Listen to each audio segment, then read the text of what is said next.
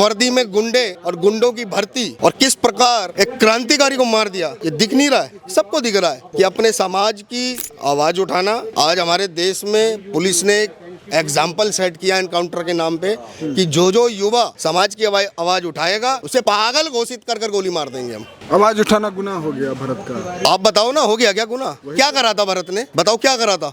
बम मारा था, गोली चलाई थी, किसी को मार दिया था, क्या कर दिया था उसने? न्याय की आवाज उठा रहा था, बाढ़ पीड़ितों को उनका अधिकार दिला रहा था। ये अपराध हो गया क्या भारत में? भारत में संविधान नहीं है क्या फिर? या तो कहो कि जो हम राजा हैं तो हमारा है, तुम्हारा कुछ नहीं है, प्रजा का कोई लेना देना नहीं है, प्रजा बोलेगी मार दी जाएगी, जैसे भरत को मार दिया। या फिर हम अपने बच्चों को वो उपदेश देना बंद कर दें जो देश धर्म संस्कृति की रक्षा के लिए हम अपने परिवार में अपने बच्चे को छोटे से देते हैं। भरत अपराधी था क्या? वो अपराधी नहीं था। वो अंत में विचलित होकर भटक कर हाथ में हथियार लेके खड़ा हो गया। वो अपराधी नहीं था। इसी देश के अंदर हाथ में AK-47 लेने वालों को, हाथ में बम लेकर लोगों को उड़ा देने वालों को, आतंकवादियों को लोगों ने बोला भटका हुआ नौजवान था। इसी देश के नेताओं ने बोला हमारे युवाओं की हत्या अगर इस कदर पे होगी तो सरकारें सोचे नहीं हिल जाएंगी। याद रखना, ये देश किसी एक की सोच की बपोती नहीं है। संविधान में सम्मान है और वो सम्मान सबका समान अधिकार है और उसकी रक्षा करने का वचन तुमने दिया है, ना कि उसको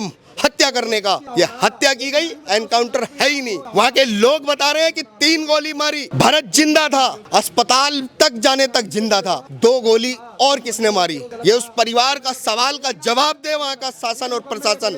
और मुख्यमंत्री को इस्तीफा दे देना चाहिए जिसके राज में क्रांतिकारियों को मार दिया जाए वर्दी पहने गुंडों के द्वारा। भारत ने पुलिस को स्वयं बोला, उसकी वीडियो वायरल है, अपराधियों की पकड़ने की औकात नहीं है तुम्हारी जो मुझे पकड़ने आए हो। और उसने बोला कि जो बंदूकें दिखा रहे हो मैं भी लिए खड़ा हूँ, लेकिन वो चला नहीं रहा। समझदारी उसने अंत तक निभाई जिसे पागल बताया गया। पागल तो वहाँ के लोग थे वो जो उसे बचाने के लिए इन पुलिस वालों को दौड़ाए नहीं। बीते दिन बिहार के भोजपुर से जिस तरीके से घटनाएं सामने आई भरत तिवारी के साथ, उसके बाद से देश के सनातनी लगातार आक्रोशित है, विरोध कर रहे इसका। एक सनातनी भैया है, जानेंगे कैसे देखते हैं। नमस्कार भैया। जय श्री राम, हर हर महादेव। कैसे देखते हैं इस घटना को, जिस तरीके से भरत की हत्या हुई, सनातनी कैसे देखते हैं? वो अपनी बात को सही सनातनी ही क्यों देखेंगे? भारत के समस्त 125 करोड़ देशवासियों की जनता है जो संविधान पे भरोसा करती है, वो सब देख रहे हैं कि हत्या की गई है। वर्दी में गुंडे और गुंडों की भर्ती और किस प्रकार एक क्रांतिकारी को मार दिया, ये दिख नहीं रहा है? सबको दिख रहा है कि अपने समाज की आवाज उठाना। आज हमारे देश में पुलिस ने एक एग्जाम्पल सेट किया एनकाउंटर के नाम पे कि जो युवा समाज की आवाज उठाएगा उसे पागल घोषित कर गोली मार देंगे हम। आवाज उठाना गुनाह हो गया भरत का। आप बताओ ना, हो गया क्या गुनाह? क्या करा था भरत ने? बताओ क्या करा था? बम मारा था, गोली चलाई थी, किसी को मार दिया था, क्या कर दिया था उसने? न्याय की आवाज उठा रहा था, बाढ़ पीड़ितों को उनका अधिकार दिला रहा था। ये अपराध हो गया क्या भारत में? भारत में संविधान नहीं है क्या फिर? या तो कहो कि जो हम राजा हैं तो हमारा है, तुम्हारा कुछ नहीं है, प्रजा का कोई लेना देना नहीं है, प्रजा बोलेगी मार दी जाएगी, जैसे भरत को मार दिया। या फिर हम अपने बच्चों को वो उपदेश देना बंद कर दें जो देश धर्म संस्कृति की रक्षा के लिए हम अपने परिवार में अपने बच्चे को छोटे से देते हैं। जन्म जन्म का नाता है। और ये भारत में ये सरकारों में जो आते हैं ना, ये क्रांतिकारियों को पागल घोषित करके अगर गोली मारेंगे तो कोई सरकार हो, मैं एक बात कहता हूँ, भारतीय जनता पार्टी की सरकार हो, NDA की सरकार हो, कांग्रेस की सरकार हो, समाजवादी की सरकार हो, A to Z एनी बड़ी पार्टी बास्टर्ड अगर एक भी सड़क पे उतरकर इस अन्याय पर नहीं खड़े हुए तो गलत है। क्या लग रहा है? सब लोग योगी जी के बुलडोजर एक्शन का लागू करना चाहता है, लेकिन उसे सही तरीके से चला नहीं पा रहा है। मानसिक विक्षिप्त बताने के बाद जो है, जब सरेंडर कर दिया उसके बाद जो इस तरीके से घटना के अंजाम दिया। पुलिस की ट्रेनिंग और ट्रेनिंग पे एक जवान के ऊपर होने वाला खर्चा हमारे टैक्स से दिया जाता है। उसमें सिखाया जाता है किस परिस्थिति और किस स्थिति में कैसे रिएक्ट करना है अपराधी के साथ। भरत अपराधी था क्या? वो अपराधी नहीं था। वो अंत में विचलित होकर भटक कर हाथ में हथियार लेके खड़ा हो गया। वो अपराधी नहीं था। इसी देश के अंदर हाथ में AK-47 लेने वालों को, हाथ में बम लेकर लोगों को उड़ा देने वालों को, आतंकवादियों को लोगों ने बोला भटका हुआ नौजवान था। इसी देश के नेताओं ने बोला। हमारे युवाओं की हत्या अगर इस कदर पे होगी तो सरकारें सोचे नहीं हिल जाएंगी, याद रखना। ये देश किसी एक की सोच की बपोती नहीं है। संविधान में सम्मान है और वो सम्मान सबका समान अधिकार है और उसकी रक्षा करने का वचन तुमने दिया है, ना कि उसको हत्या करने का। ये हत्या की गई, एनकाउंटर है ही नहीं। वहां के लोग बता रहे हैं कि 3 गोली मारी, भरत जिंदा था, अस्पताल तक जाने तक जिंदा था, 2 गोली और किसने मारी? ये उस परिवार का सवाल का जवाब दे वहां का शासन और प्रशासन। और मुख्यमंत्री को इस्तीफा दे देना चाहिए जिसके राज में क्रांतिकारियों को मार दिया जाए वर्दी पहने गुंडों के द्वारा। एक सवाल और उठ रहा है, जैसे जब तक जो है भारत अपने हाथों में हथियार लिया था तब तक तो प्रशासन उसका कुछ नहीं कर पाया।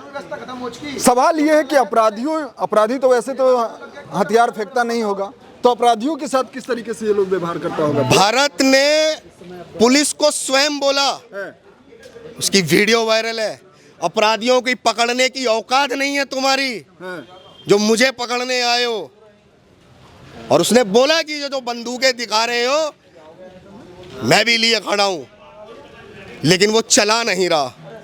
समझदारी उसने अंत तक निभाई, जिसे पागल बताया गया। पागल तो वहां के लोग थे वो जो उसे बचाने के लिए इन पुलिस वालों को दौड़ा ही नहीं, क्योंकि लड़ाई न्याय की लड़ रहा था। आज समाज ही सोया हुआ है, लड़ने वाले जेल भेजे जा रहे हैं। मध्य प्रदेश में 14 गौ रक्षकों को जेल भेज दिया, मेरठ के अंदर भी गौ रक्षकों को उम्र कैद की सजा सुना दी। क्रांति की राह पर चलने वालों को सरकारें दमन कर रही हैं, उन्हें जेल भेज रही हैं, और जो नहीं रुक रहे हैं उन्हें मार रही है, साफ साफ हत्याएं कर रही हैं। और ये सरकारों की सारी साजिश है। अगर क्रांति को आप आतंकी से जोड़ रहे हैं, अपराधी से जोड़ रहे हैं, तो इस देश में कोई भी माँ फिर क्रांतिकारी पैदा नहीं करेगी। पैदा तो नहीं करेगी। गौ रक्षकों पर थोड़ा सा चर्चा कर लेते हैं। क्या वजह होगी जो मोहन यादव की सरकार लगातार सनातनियों की बात करता रहा है, लेकिन 14 गौ रक्षकों को जो है अब फंदे पर? गौ रक्षा सरकार करेगी, हिंदू अगर भरोसे रहेगा तो गौ रक्षक जेल जाता रहेगा। जन्म जन्म का नाता है, गौ हमारी माता है। हमारे घर में पहली रोटी गाय की निकलती है। हम सरकारों के भरोसे रक्षा करेंगे?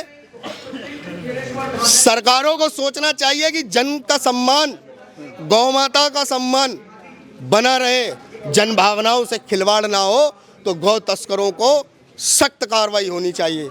लेकिन नहीं, गौ तस्करी अगर होगी और सरकारें सड़क पर गाड़ियों को निकलवाने के नाम पर भीख लेगी और गाड़ियों को पास करवाएगी, तो गौ रक्षक आएंगे और पुनः उस समय की यथा स्थिति के अनुसार उसे वहीं पर जवाब भी देंगे, चाहे फिर परिणाम कोई भी हो। मुस्लिम जज जो है इसका फैसला सुनाई है, बहुत सारे लोग सवाल खड़ा कर रहे हैं। इस देश में न्याय देर से मिलता है, एक का न्याय नहीं, हाई कोर्ट से लेकर सुप्रीम कोर्ट तक है। और हमारे भाई सारे बाहर आएंगे, और अगर वो ये सोच रहे हैं कि गौरक्षा बंद हो जाएगी गौ तस्करों को संरक्षण देकर, उनका मनोबल ऐसे बढ़ाकर, तो एक एक गौरक्षक काल बनकर तैयार खड़ा है उन गौ तस्करों के लिए कि अगर गौ माता की तरफ आंख भी उठाओगे तो जवाब वैसा ही देंगे जैसा तुम समझ सकोगे उस समय।